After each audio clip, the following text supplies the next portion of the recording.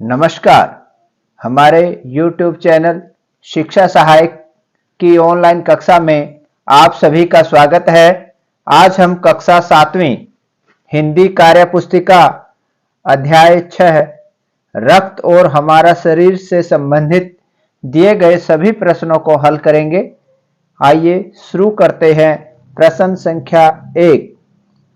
बिंबाणु शब्द दो शब्दों से बना है, बिंब जमा अणु। इसी तरह नीचे लिखे शब्दों को भी अलग अलग करो। जैसे पहला शब्द दिया गया है परमाणु, इसको अलग अलग करेंगे, परम जमा अणु। दूसरा शब्द है आवश्यकता अनुसार, आवश्यकता अनुसार, तो इसमें से अलग अलग करने पर बनेंगे आवश्यकता जमा अनुसार। अगला शब्द है श्वेताणु, श्वेत जमा अणु। प्रश्न संख्या 2।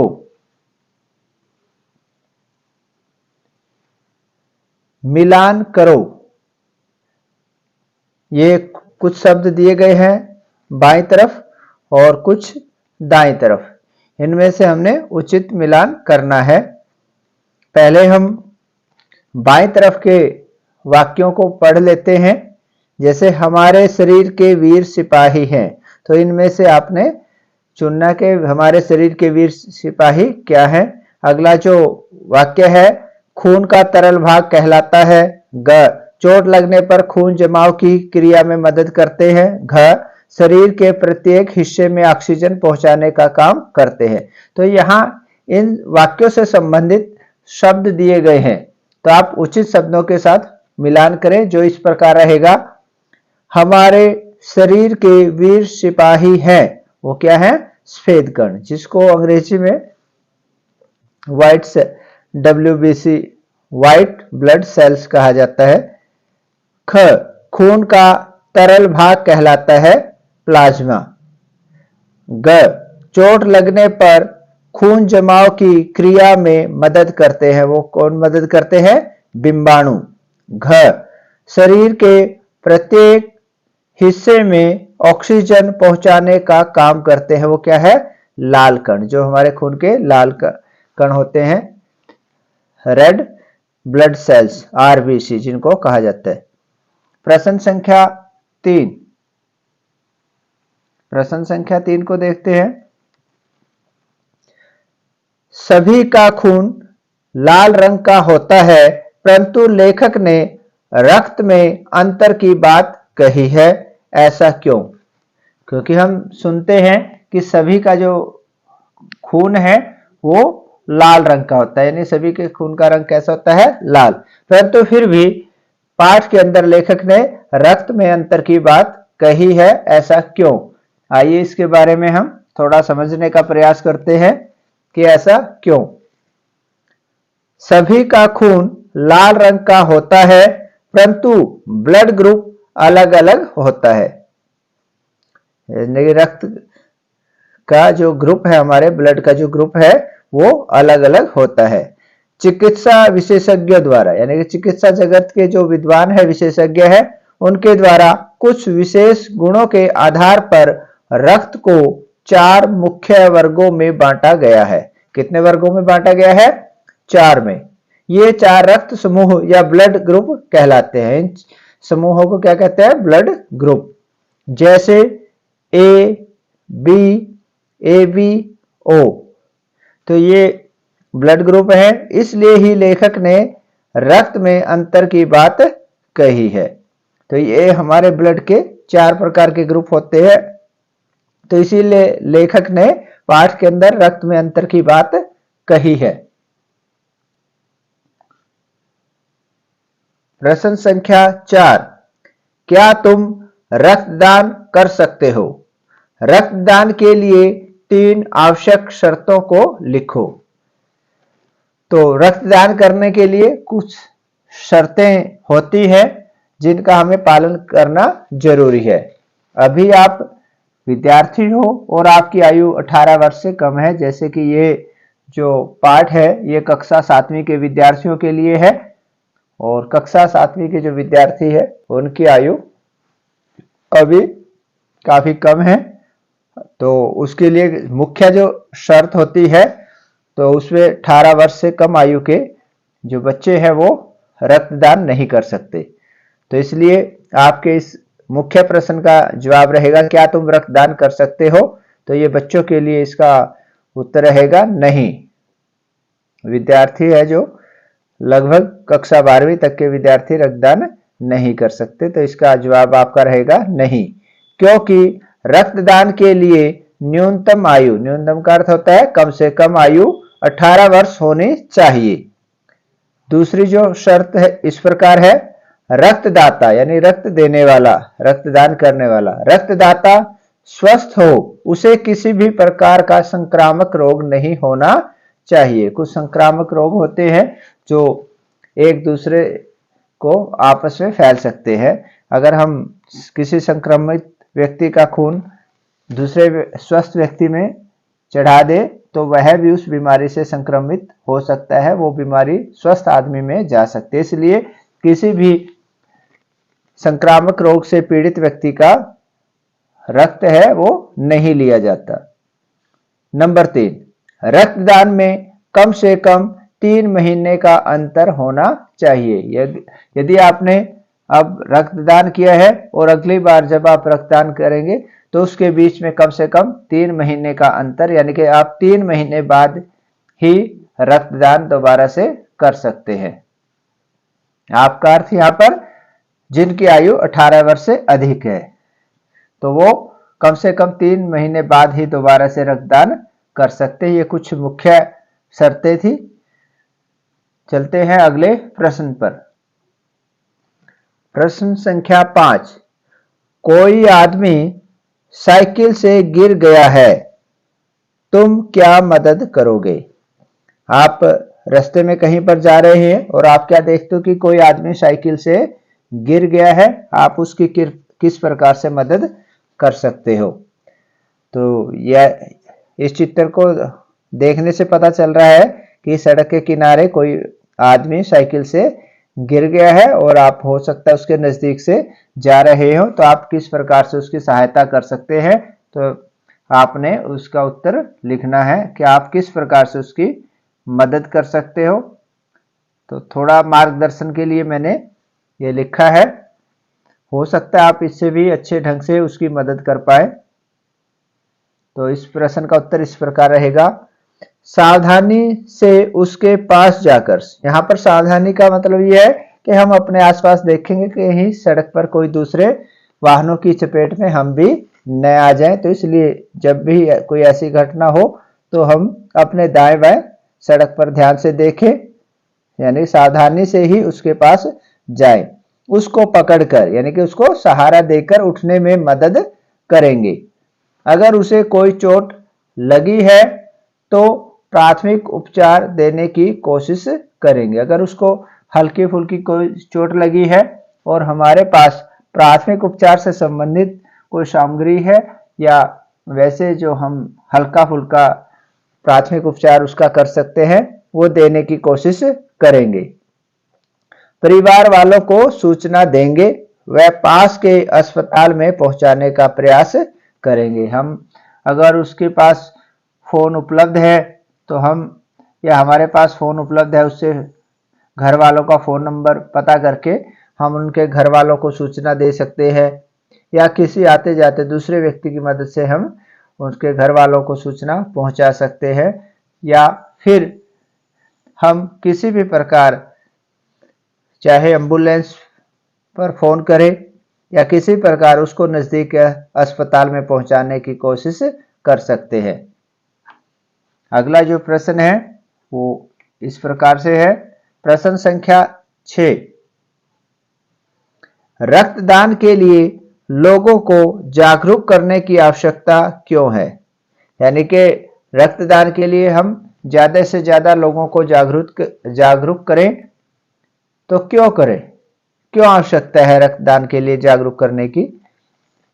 क्योंकि रक्तदान किसी दूसरे व्यक्ति को जीवन दान दे सकता है।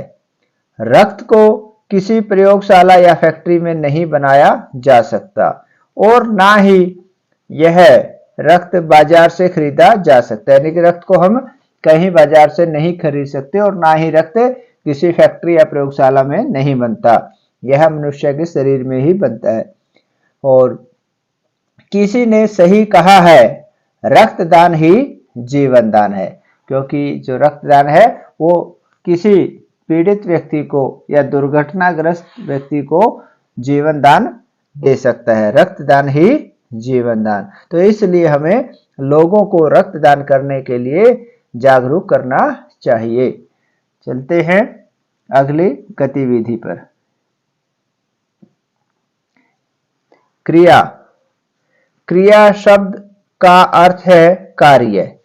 जिन शब्दों से किसी काम का करना या होना पाया जाए उसे क्रिया कहते हैं, जैसे खाना, नाचना, खेलना, पढ़ना, मारना आदि। जैसे लिखना, कोई भी जो कार्य है, लिखना, पढ़ना, जाना, सोना, खेलना, कूदना, बनाना, तो ये शब्द क्या है? क्रिया शब्द हैं। क्रिया का निर्माण इसके मूल धातु से होता है। जो क्रिया शब्द है उनका निर्माण कैसे होता है? उसके मूल धातु से होता है। धातु में ना लगा देने से क्रिया बन जाती है। जैसे लिख धातु में ना लगा देने से लिखना क्रिया बनती है। जैसे पठ धातु में ना लगा दिया तो पढ़ना। हिंदी शब्दों में कुछ ऐसी भी क्रियाएं होती हैं जो धातुओं के साथ साथ संज्ञा एवं विशेषण के सहयोग से बनती है। तो हिंदी भाषा में कुछ ऐसी भी क्रियाएं हैं जो संज्ञा या विशेषण शब्दों से बनती है। जैसे काम संज्ञा से कमाना, और गर्म जो क्या है विशेषण शब्द है, उससे गर्म शब्द से गर्म जो विशेषण है उससे गरमाना।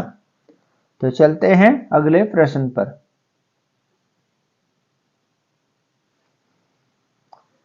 क्रिया के दो प्रकार माने जाते हैं। तो क्रिया के कितने प्रकार बताए गए हैं? दो, अकर्मक और सकर्मक। इनको साधारण भाषा में समझे तो जिस वाक्य में क्रिया के साथ कोई कर्म दिया होता है वो होती है सकर्मक, और जिसमें कोई कर्म शब्द नहीं होता वो अकर्मक क्रिया कहलाती है। क, अकर्मक क्रिया। वह चढ़ता है, वे हंसते हैं, नीता खा रही है। ऊपर लिखे हुए वाक्यों में क्रिया को रेखांकित किया गया है। जो रेखांकित तो नहीं किया है पुस्तक के अंदर, मैं कर देता हूं।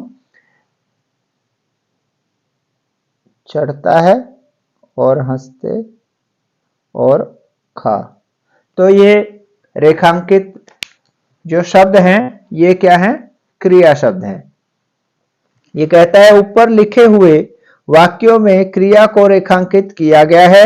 इन क्रियाओं में क्या का प्रश्न पूछने पर उत्तर नहीं मिलता। जैसे नीता क्या खा रही है।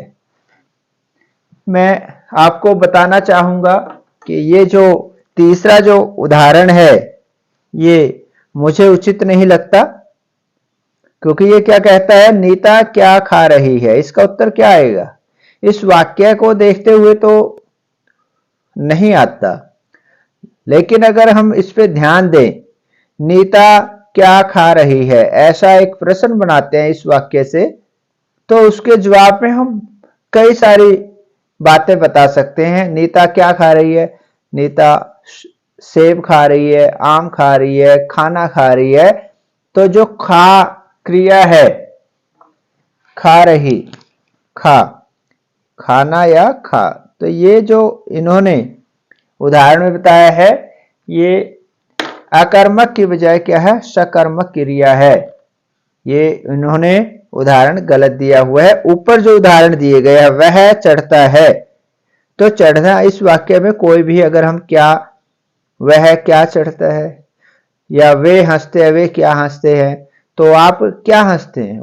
किसी आप शब्द को यहां पर नहीं लिख सकते, वो क्या हंसते हैं। तो हंसना या चढ़ना, रोना, सोना, ये तो अकर्मक क्रियाएं हैं। लेकिन जो खा यानी कि खाना जो है क्रिया, वो सकर्मक है। इस उदाहरण में ये वाक्य गलत दिया गया है, तो इसलिए हम इसको छोड़ देते, इस पे ध्यान न दें तो अच्छी बात है। चलते हैं अगले वाक्य पर।